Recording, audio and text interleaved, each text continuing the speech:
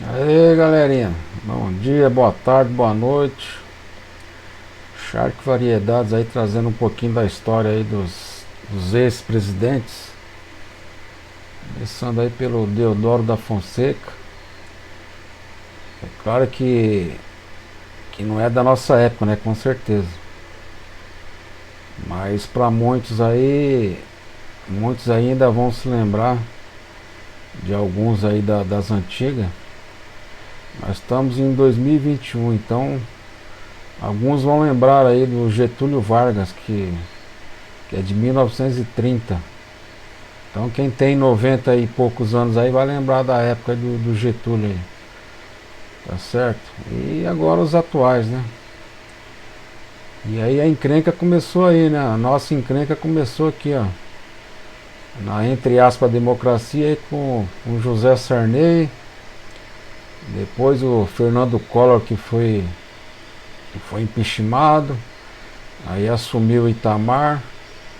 E aí a desgraça mesmo começou na época do Fernando Henrique. O nosso comunismo brasileiro começou nessa época aí, o Fernando Henrique Cardoso. E aí tem os demais aí que é sem comentário, né? E agora o atual nosso presidente de verdade aí, o nosso Jair Bolsonaro.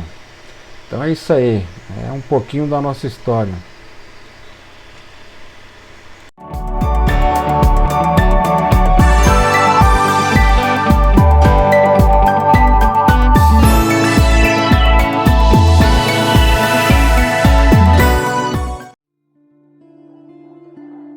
Todos os brasileiros precisam saber o que é gramscismo. Uma tese criada pelo filósofo comunista e marxista Antônio Gramsci, que influencia diretamente na nossa política e cultura.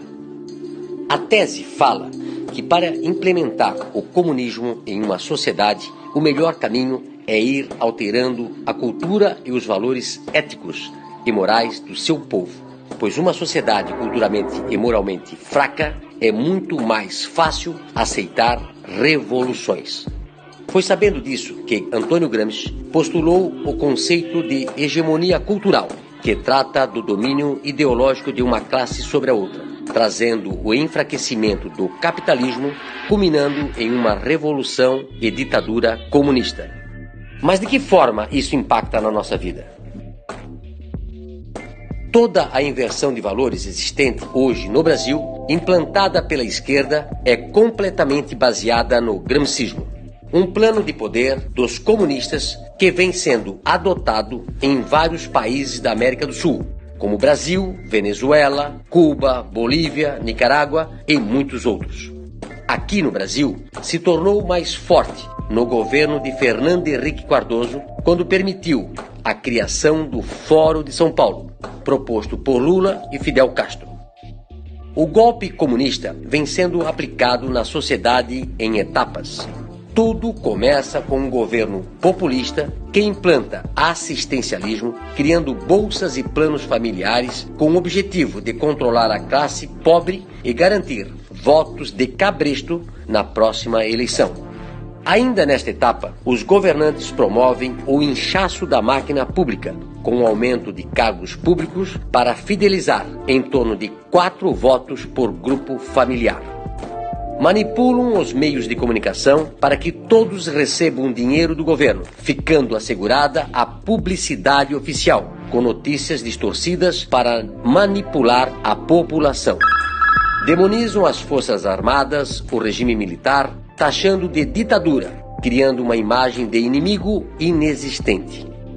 A corrupção é algo comum no círculo de amigos do governo, que estão protegidos pela impunidade. A delinquência, a falta de segurança, são outros fatores que ajudam a prejudicar os que são contra o sistema. São criadas leis que prejudicam a ação policial e beneficiam os infratores. Os mesmos que incentivam a separação entre a sociedade promovem ocupações de terras públicas e privadas e se beneficiam depois cobrando aluguel dos pobres que começam a residir nos espaços. O nível educacional da população passa a ser muito baixo, para que o povo se mantenha na ignorância sob o controle do governo. Ainda na educação, os governantes criam novas universidades, que promovem ensinamentos distorcidos a grupos que sustentem ideologicamente o sistema comunista. Há também um aumento abusivo dos impostos que oneram os trabalhadores, dizendo que esse valor é para redistribuição da riqueza, sendo que, na verdade, servem para manter os luxos do povo que está no governo. A mídia passa a perseguir os empresários nacionais, havendo quebra de muitas empresas e a estatização de outras. Assim, a classe média não consegue se organizar com a oposição. Na segunda etapa, há a destruição da classe média. Ela é culpada pela pobreza dos outros e pela discriminação. Os governantes promovem também várias modificações na Constituição, criando leis como a lei da mordaça, a lei do aborto, da censura, da legalização das drogas. A impunidade aumenta e a criação de apenas 2 partidos, sendo um dominante e o outro de falsa oposição. Já na terceira etapa, há a tomada do poder. Os grupos de choques estarão presentes em atos do governo, coibindo as manifestações da oposição e fim da liberdade de expressão. Ainda há tempo. Todo esse domínio cultural marxista que está presente no Brasil precisa acabar. Essa doutrina ideologicamente perversa pode sim transformar o Brasil em uma Venezuela.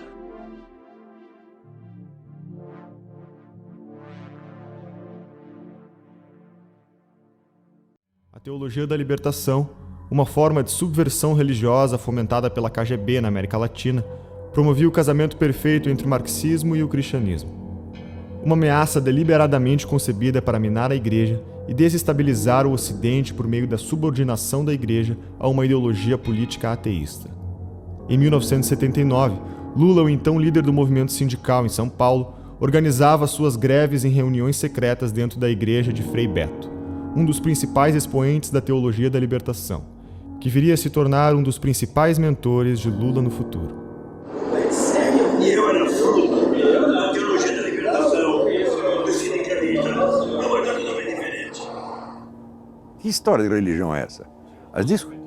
O que essa religião estão fazendo é dar argumentos teológicos e bíblicos para sustentar tudo quanto é sacanagem. É uma imitação histérica de linguajar teológico, bíblico, tá certo? Em razão do que existe de mais baixo no ser humano. No dia 28 de agosto de 1979, ainda durante o regime militar, o então presidente João Figueiredo proclama a Lei da Anistia, o que acelera o retorno de antigos guerrilheiros exilados e outros grupos mais radicais ao Brasil. Em 1980 nascia o Partido dos Trabalhadores, fruto da fusão entre o movimento sindical, a esquerda gramscista, guerrilheiros que retornavam do exílio e de setores da igreja que viam em Lula o ponto de convergência entre todas essas correntes. O modo comunopetista de pensar já havia se tornado tão habitual e natural entre as classes falantes do país, que os liberais e conservadores, inimigos potenciais dessa corrente, abdicaram de todo o seu discurso próprio e, para se fazer entender, tinham de falar na linguagem do adversário, reforçando ainda mais a hegemonia ideológica. Nós levamos publicidade para mais de 8.000 veículos de comunicação, quando antigamente se contentava em distribuir entre meia dúzia que se auto-intitulava a Imprensa Nacional. E eles dominavam então a grande mídia e ao mesmo tempo dominavam a mídia nanica alternativa, fazendo de conta que estavam contra a grande mídia, que eram eles mesmos, meu Deus do céu. Estou falando, esse negócio de raciocinar por 2 vias, isso é característica comunista. Você está combatendo um lado aqui, você não está vendo o outro. Com isso eles fazem de trouxa liberal, conservador, todo mundo, né? E continuam fazendo. No processo de redemocratização em 1985, toda a política da direita havia desaparecido do cenário público, deixando o campo livre para a concorrência exclusiva entre frações da esquerda, separadas apenas pela disputa de cargos. Você aqui, Augusto Comte era contra a política. Ele achava que as questões têm que ser resolvidas por técnicos e cientistas, sem, vamos dizer, o debate ideológico. E os milicos acreditavam nisso, porque eram positivistas desde o tempo do Império. sobrou essa mentalidade positivista na cabeça de pessoas que nem sabem quem é Augusto Comte. Né? Você pega todos esses generais, quantos leram Augusto Comte? Nenhum, mas sobrou isso. Né? Então, com essa mentalidade tecnocrática positivista, eles achavam que tinha que reprimir toda a atividade política e transformaram os políticos em simples office boys. Ora, enquanto isso, a esquerda estava se organizando, se fortalecendo e entrando num autoexame muito profundo. Os debates que eles tiveram em 64, 65, a respeito dos seus próprios erros históricos, etc., foi uma coisa muito séria. Ainda no final da década de 80, o sistema soviético começava a dar sinais de esgotamento. A renúncia de Mikhail Gorbachev é o fim definitivo da União Soviética. A bandeira vermelha com a foice e o martelo era retirada do Kremlin. Enquanto crescia o consenso de que o modelo econômico do socialismo era falho, uma nova corrente de esquerda se expandia pelo mundo. A famosa social-democracia, que no Brasil passou a ser representado pelo PSDB, partido que abrigava os socialistas fabianos, uma esquerda menos radical, que acreditava na revolução por meio de sucessivas intervenções políticas e pelo aumento da burocracia estatal. A partir de então, a política brasileira passa a ser protagonizada por esses três partidos. O PT, de origem comunista, o PMDB, representante maior do estamento burocrático, e o PSDB. Todo esse caldo ideológico seria condensado na 8ª Constituição do Brasil, em 1988. Agora, com a nova Constituição estabelecida, a esquerda tinha a chave para dar o seu grande passo, lançando em 1989, pelo PT, o ex-líder sindical Lula à campanha presidencial. Dia 17, não tenha medo de ser feliz. Sem medo de ser, sem medo de ser, sem medo de ser feliz. Sem medo de ser feliz. Quero ver chegar Lula, brilha uma estrela, Lula. A campanha com o slogan Sem Medo de Ser Feliz não previu o impacto e o descrédito do socialismo frente à população. No mesmo ano que cai o Muro de Berlim, a vitória das eleições presidenciais no país foi para o candidato da oposição a Lula, Fernando Collor de Mello. A esquerda percebe a derrota como parte de um processo em que a população ainda não estava pronta para receber o socialismo. Era preciso uma nova instituição que desse impulso a um planejamento ainda maior. Com esse objetivo, o ex-candidato Lula procura o ditador cubano Fidel Castro e funda o Foro de São Paulo, organização latino-americana que guiaria a tomada do poder pela esquerda por meio de alianças, financiamento e planejamento central. O plano do Foro de São Paulo era audacioso: financiar a corrosão das instituições, fomentar as militâncias da esquerda, eleger presidentes em todos os países da América Latina e fundar a Pátria Grande, transformando todo o continente na nova força comunista do planeta. E eu quero, companheiro da direção do Fórum de São Paulo, debitar parte da chegada da esquerda ao poder na América Latina pela existência dessa cosita chamada Fórum de São Paulo. Nessa operação, o Brasil exercia não somente a função de centro decisório estratégico, mas o provedor de recursos para os governos e movimentos comunistas falidos.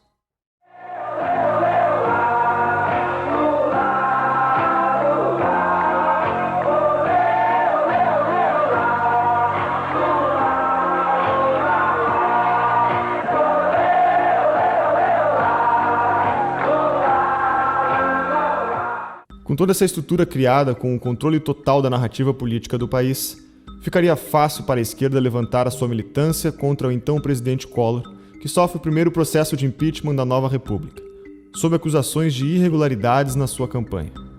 Nos anos seguintes, a política nacional foi marcada pelo protagonismo da oposição petista, que era a força mais ativa nas campanhas que sensibilizaram o povo para o fenômeno de corrupção entre os políticos, levantando para si a bandeira da moralidade e ética na política. Para grande parte da população brasileira que nunca foi petista de formação, certo? Mas que embarcou no produto que o PT vendia. Que produto era esse? Pós-ditadura, justiça social, transparência na gestão. Portanto, um Brasil completamente diferente, digamos assim, dos grandes coronéis em geral. Enquanto isso, o Foro de São Paulo, ao longo da próxima década, elegeria os presidentes e atuaria direto nas políticas internas dos países Uruguai, Nicarágua, Venezuela, Bolívia, Chile, República Dominicana, El Salvador, Equador e Brasil. Em 1994, Fernando Henrique Cardoso assume o governo brasileiro, sendo eleito pelo PSDB. Começava a implementação da ideologia socialista fabiana por meio de um programa de fomentação de ONGs, abrindo a educação brasileira para a intervenção da ONU e crescendo os investimentos em movimentos sociais como CUT, UNE e MST.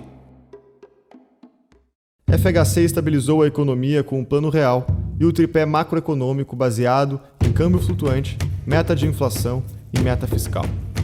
A estratégia de eleger Fernando Henrique e ter o PSDB nas eleições ficou conhecida como a estratégia das tesouras. Traçando uma falsa oposição ao PT, o povo tinha a ilusão de ter duas opções de votos diferentes, quando na verdade tratava-se da disputa de cargos para aplicar a mesma ideologia. Aquela hora, tá certo? O brasileiro imaginava mais um jogo, tá certo, entre oposição e governo. E não se aprofundava, ou ele não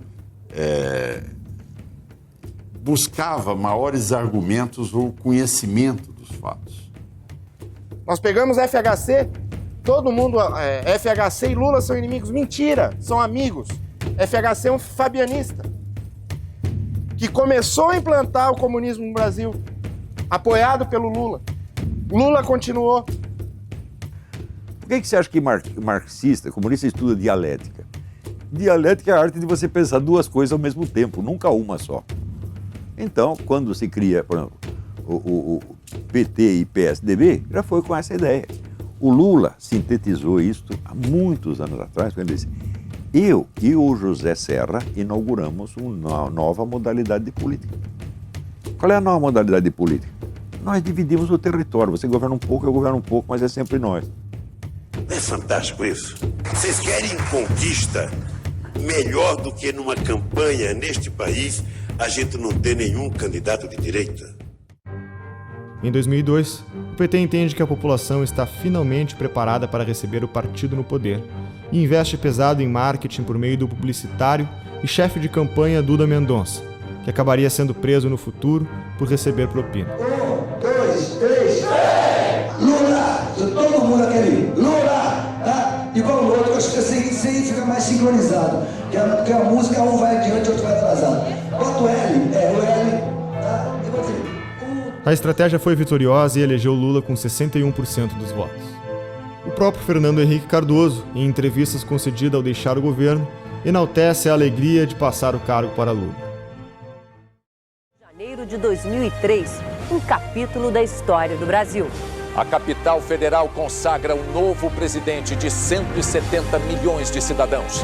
O ex-metalúrgico Luiz Inácio Lula da Silva é festejado a caminho do Congresso, onde faz o juramento à Constituição e discursa pela primeira vez como presidente da República. Hoje é o dia do reencontro do Brasil consigo mesmo. No Palácio do Planalto, uma cena que o país esperou por 40 anos. Um presidente eleito pelo povo passa a faixa a um sucessor eleito pelo povo.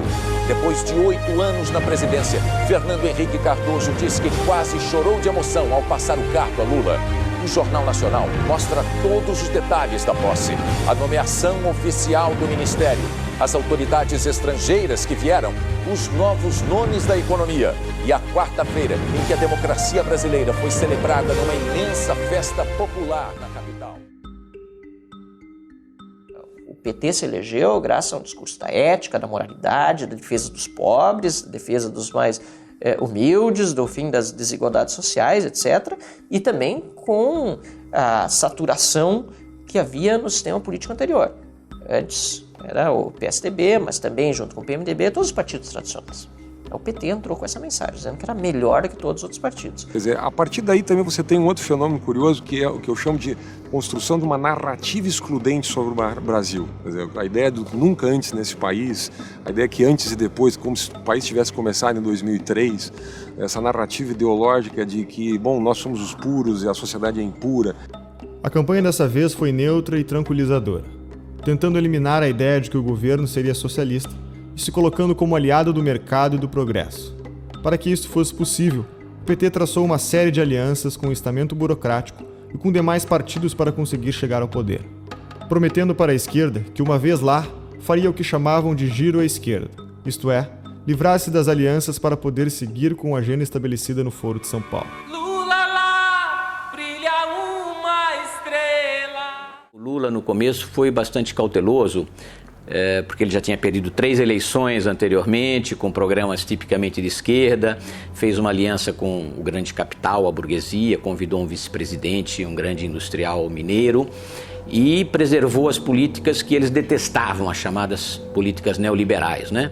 Ele se beneficiou, por um lado, justamente pela estabilização da política macroeconômica criada pelo governo, os 2 governos do Fernando Henrique Cardoso, aliás, desde que ele era ministro da Fazenda, em 93, que ele estabilizou o Brasil pelo Plano Real, depois o novo ajuste em 99, né, o regime de flutuação cambial, de responsabilidade fiscal, tudo isso criou as condições para que o Brasil crescesse. O segundo fator foi o crescimento extraordinário da economia mundial.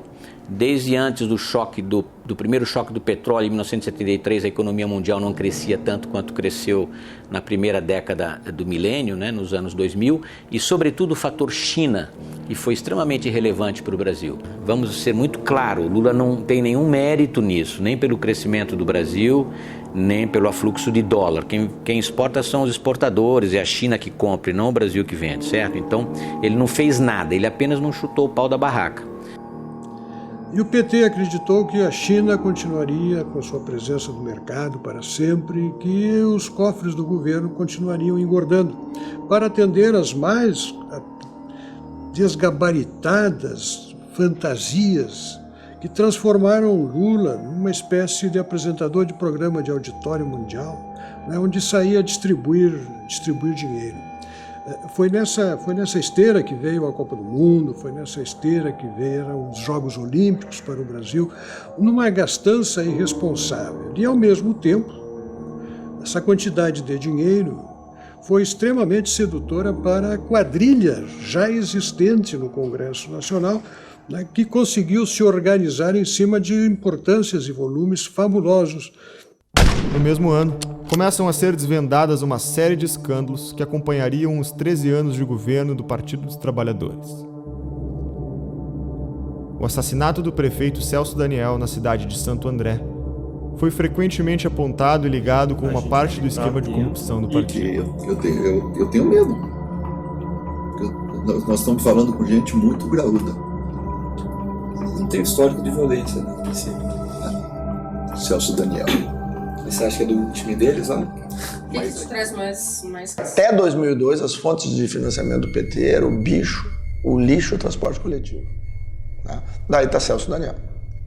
Talvez o grande emblema desse tipo de financiamento que eles podiam obter. E claro, eu ouvi do irmão do Celso Daniel, do João. Enquanto o Celso imaginava que o dinheiro que saía lá de Santo André era para causa, Lula, PT e tal, Dirceu, ok, ele se revoltou e, na minha opinião, por isso morreu, porque ele tentou assustar quando ele se deu conta de que pessoas físicas estavam se beneficiando daquele recurso, né, e não estava mais indo para a causa. E essa foi uma das grandes razões das discordâncias entre o João Daniel e o seu irmão. E no pós-episódio, a saída do João Daniel com a sua família, que ele me disse, pessoalmente, acho que ele iria embora do Brasil porque tinha medo de ser morto. Né? Como, bom, tem uma sucessão de mortes que envolvem ali o Celso Daniel inexplicáveis. Né?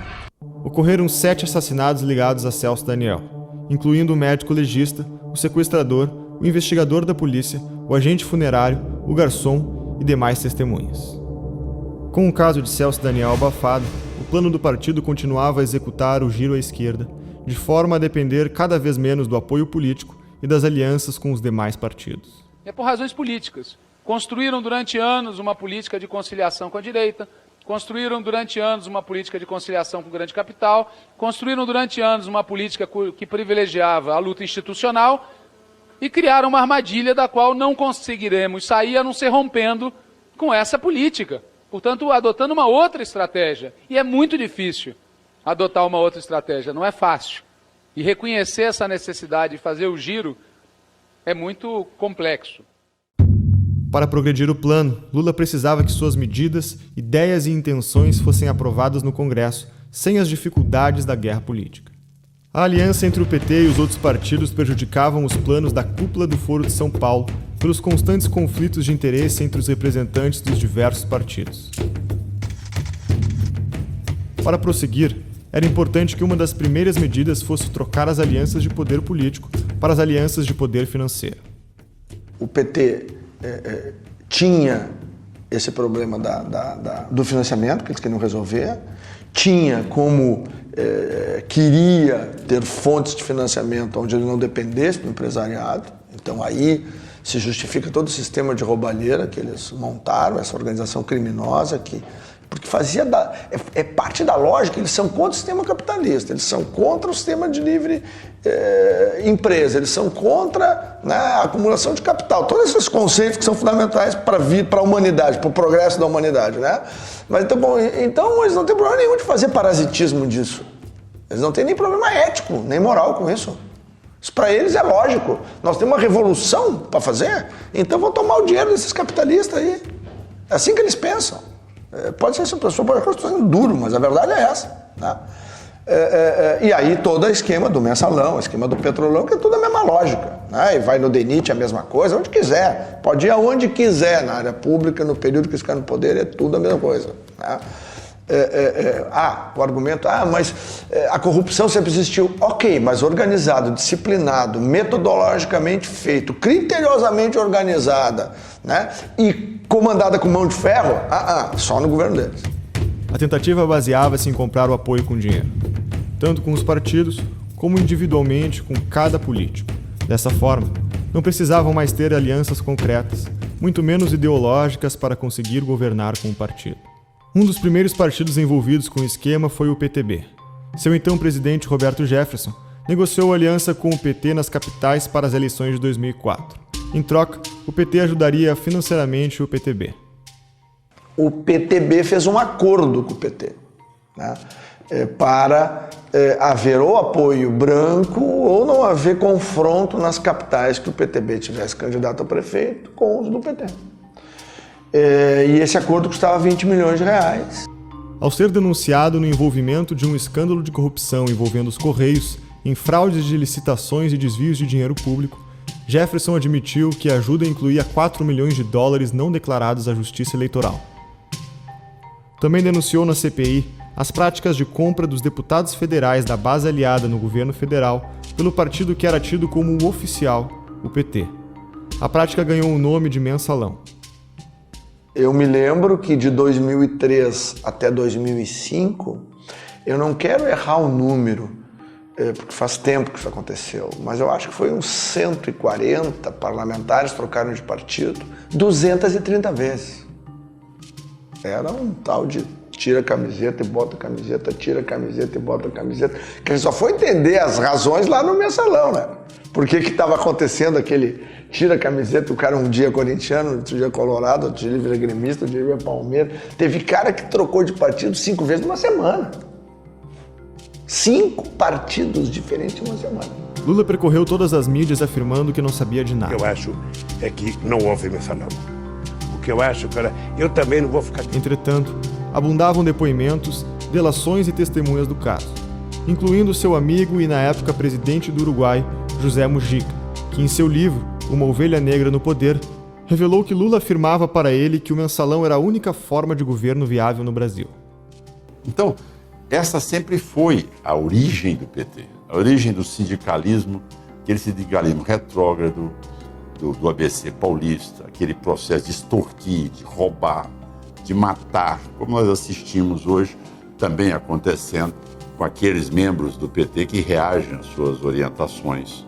Enfim, este processo chega até um mensalão. O mensalão nada mais era do que aquela prática que eles tinham de extorquir, pagar e ter o resultado no momento da votação. Isso foi um escândalo, mas a prevalência da popularidade do Lula em relação ao momento político que estava vivendo, ele conseguiu superar todos aqueles fatos. Tá? Houve eu diria a você, uma incapacidade da classe política, ou até uma limitação da classe política. Poucos tinham coragem de se arvorar contra o ex-presidente Lula. E, na maioria das vezes, eles preferiam ali silenciar sobre o fato.